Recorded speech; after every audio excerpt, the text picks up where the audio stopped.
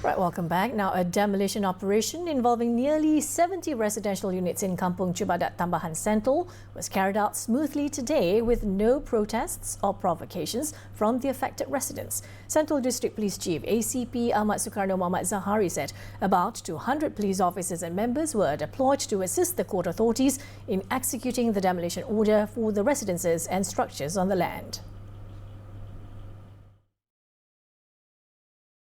6 zon penugasan mengikut kelompok rumah-rumah yang telah ditetapkan untuk dirobohkan pada hari ini, dan setakat ini tiada bantahan ataupun provokasi daripada mana-mana pihak dalam tindakan kita memastikan keselamatan dan juga ketenteraman dalam membantu penugasan pihak mahkamah.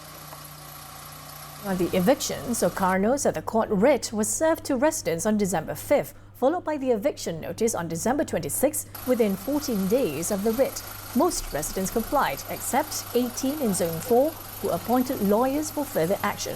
Earlier, the media reported that strict measures against illegal structures, unauthorized premises and land encroachments would be enforced under a vacant possession order at Kampung Chubadak Tambahan.